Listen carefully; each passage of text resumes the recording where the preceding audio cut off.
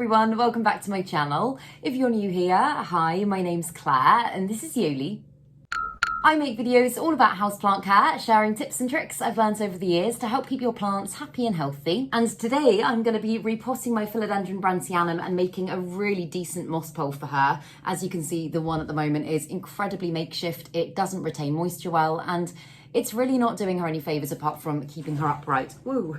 So yeah, I'm gonna make a really good one for her, get her climbing a bit better, hopefully looking a lot healthier. And yeah, I really hope you enjoy it. Let's get into it.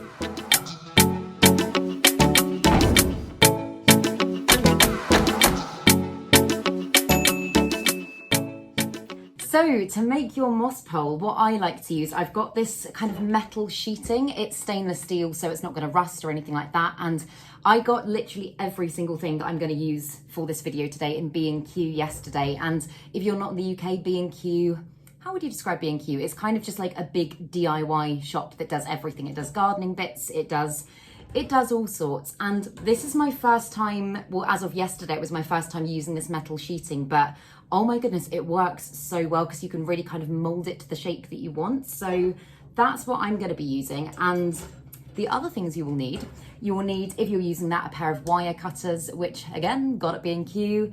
You'll need some cable ties, and I've actually only got 4 left. I got a pack of 50 yesterday, and then I spent all afternoon making moss poles, and I've only got 4 left. So I'm going to try and make that work for the purpose of this video. And then obviously you will need moss. And if you're not using the kind of thick metal sheeting, then it's sometimes a good idea to get like a bamboo cane or a metal pole or something like that, just to kind of reinforce your pole a little bit better. But I found this works really well. I'll put some clips in, but I made a massive one for my Philodendron White Princess yesterday, and it hasn't really needed any reinforcing, which is great. So from now on, I think I'm going to be using this all the time. But so I cut this bit last night, and I was gonna put her on one kind of this size, but as you can see, she's growing so quickly, and I actually think that this one would probably only be good for her for a couple of months. And although it is quite easy to like attach new bits of mesh to it and make it continue to climb, I think I'm gonna go in with a much bigger one. And yeah, I've been kind of debating for a while whether or not to just let this plant grow because I've chopped her back so much, and I'm at the stage now where I think I'm just gonna let her grow. So I may as well do a bigger moss pole. Let me just pop the camera down. Right, so I want to make it quite a chunky moss pole. So I think I'm going to cut about there, because then that gives me lots of room to stuff with moss. So I'm just going to, which should I do? Should I do there? Yeah, I'm just going to go with this. And this is the only annoying thing with this wire, because obviously you do have to chop literally every single bit of it. It does take a bit of time. When I was looking up about different types of metal and what rusts and what doesn't and all that sort of stuff, I read that rust can actually be quite good for your plants, which is something that I would never really have thought of, but apparently it releases lots of iron and can actually help to strengthen them. So I guess if you can only get like a different type of metal, it might not be the worst thing in the world. It probably wouldn't look very nice because obviously it would go a bit orange and stain the moss probably, but yeah, I thought that was quite interesting. Apparently some gardeners leave like rusty nails and stuff like that on top of the soil so that when it rains it will help release lots of iron to the roots, which is something that I definitely would never have thought of doing. If you are doing that though, you just apparently have to be quite careful that the metal hasn't been treated with anything, because if there's other chemicals or anything like that, then obviously it is not going to be good for your plant. When I did this yesterday, I was sat on the floor, and now I'm up at the table. I'm like, oh my God, my arm. It's really cramping. I'm really weak. Cool. And it can be a little bit spiky on the hands, but I'm just going to really carefully try and bend it a little bit into more of a moss pole shape. Oh, you can't even see what I'm doing. God, I'm so bad with the camera. There we go. That's a bit better. So I'm just going to try and bend it into a moss pole shape. And the great thing about using a really kind of properly thick, chunky moss pole is obviously, firstly, it's going to retain moisture a lot better, meaning that you're not going to have to water it every single day like I'm currently doing with my little makeshift ones. But also it's so great for your plants if you're wanting them to push out really mature growth, because as the aerial roots attach, they'll be able to kind of get lots of micronutrients from it, form their own little root system in the pole. And yeah, also if you then come to chop and propagate your plant further down the line, it often means that you don't have to it's almost like air layering. You then won't have to chop and root a cutting and wait for ages for it to form a new plant. Usually you'll be able to just chop it and plant it straight back up because it will already have a decent root system on it. So yeah, I love my Brandtyanum, but she's quite immature, like her leaves are still quite small, and I'd really love to get her pushing out some lovely big ones. So this will be a little experiment. I will update you on her in a few months' time and we can see if it's worked. It's definitely done amazing things for some of my other plants, so I'm thinking it's gonna work well. Right, cool. So that is what it's currently looking like, and I'm just gonna grab my potting mat. And then I'm literally just gonna stuff it with moss. I got this sphagnum moss at B&Q yesterday just because I wanted to place an order with Soil Ninja because I love their moss so much, but seeing as I got everything at B&Q yesterday and I had some time, I was just really impatient and I was like, I want to do it now. So it's good to know that you can get sphagnum moss in places locally to you as well, though. I mean, this stuff actually is pretty decent. Like, I've had a few different types of sphagnum moss over the years and this stuff looks really good. It doesn't look like it's got pests or anything like that, which is always something you have to be a little bit wary of if you buy it ready hydrated or live. But this stuff looks pretty decent.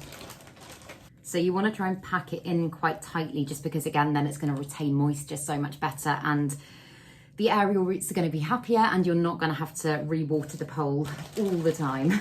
The B&Q moss pole was actually inspired by one of my friends over on Patreon. He had just been to B&Q and made an amazing moss pole for his Monstera Adansonii, I think. And the next day my mum was like, oh, I'm going to go get some bits from B&Q. And I was like, I'll come.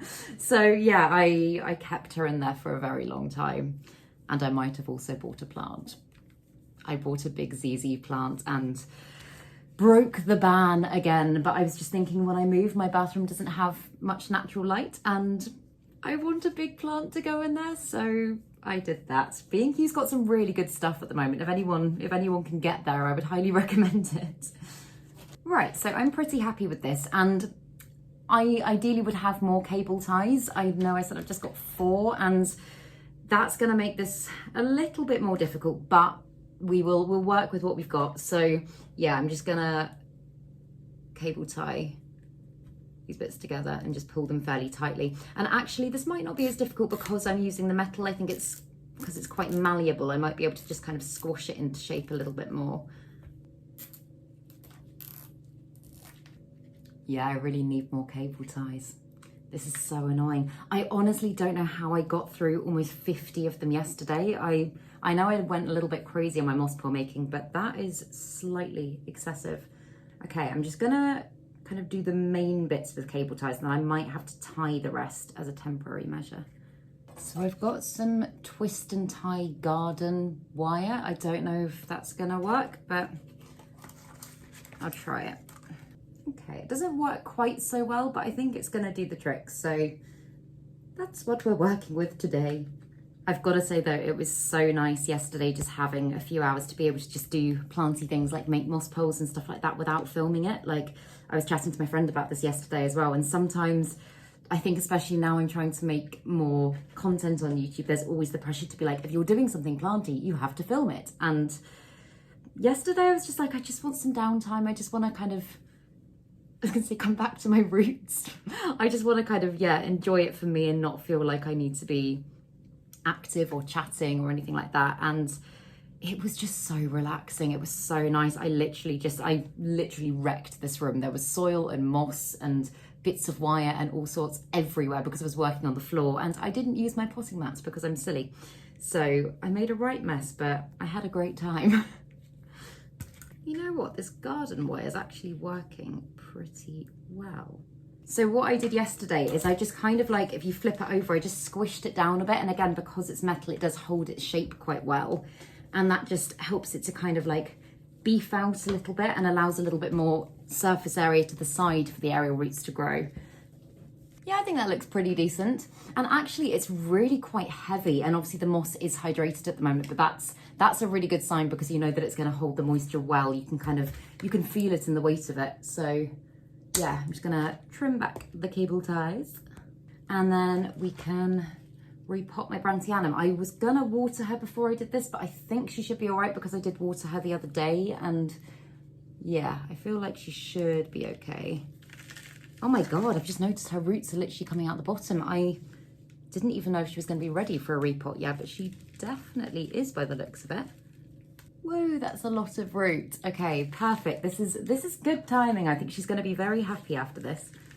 I was saying in one of my Patreon videos the other day, one of my best friends is taking me on a surprise road trip next week, and I'm super intrigued. I literally don't know anything about it. So my birthday's not until September, but she's a teacher and she's on school holidays at the moment. So she's planned this week-long road trip and I have no idea where we're going. She wants to pack for me because she's like, you might need some things that you wouldn't expect. And I have absolutely no clue at all. So I'm thinking what I'll probably do, because, I am going to be leaving my plants for 8-9 days and I'm really worried about that, especially with the heat wave at the moment. So I think what I'm probably going to do is I'm going to make a video showing how I prep my plants for holiday, all the things I'm putting in place and doing that way. And then, I don't know, what do you guys think? Let me know in the comments. But I'm thinking I might also then, as part of that video, vlog a little bit of the road trip, because I feel like it's going to be a lot of fun and I would just kind of like to share that. I don't know, I feel like it'd be fun to have it recorded as a memory, and if you guys are interested, then I will post it here too. And then the second part of the video can be coming back and seeing if everything I did to prep my plants worked and if they're okay, if they've survived. But yeah, that's my thoughts. And she's literally arranged everything. Like, Yoli's looked after for the week. She was like, you might wanna pre-film some videos because you're not gonna be about for a while. And yeah, I kind of want to share it. Like, I kind of feel like it'd be quite a fun thing to vlog. Okay, so okay, the top half is off the moss pole. The bottom half is actually attached quite nicely to this pole. Yeah, as I say, these kind of poles are fine. They're really good for keeping your plants upright, getting them to attach a little bit, but they're just not ideal. Like, they're not really going to benefit your plants in the long run. So this one is going to make it much happier. God, those roots are amazing. I don't know why I thought this one would have such a spindly root system. I think probably the last time I looked at it, they were really thin and spindly, and they're getting on pretty well now. Is this gonna work? Yeah, I think it can handle that pot size, especially once the pole's in there as well.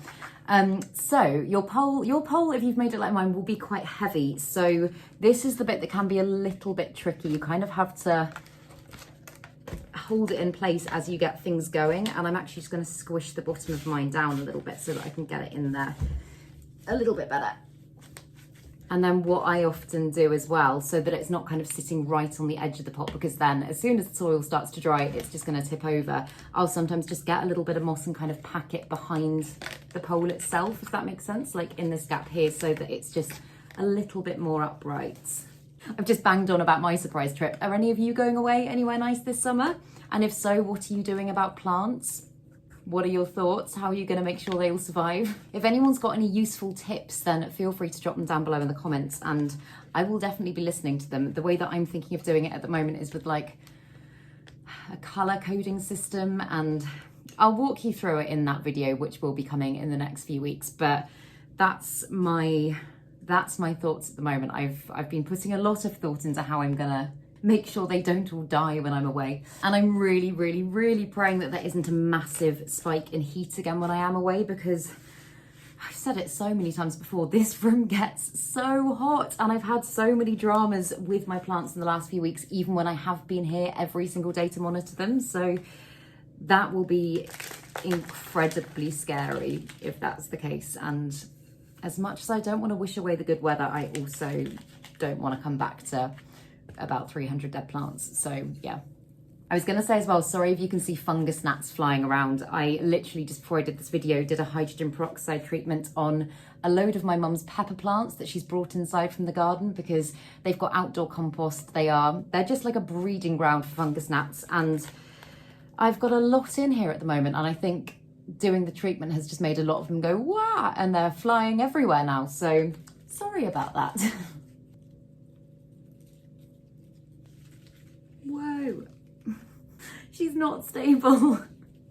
Okay, and now I guess I'm just gonna use the garden wire again, whoa, to tie her to the pole. And as you tie your plant to the pole, if she's got any kind of predominant aerial roots, I'll put a clip in, but any predominant aerial roots like this, just encourage them into the damp bits of the moss, just because it will help them to latch on, attach, and hopefully start to form their own little root system.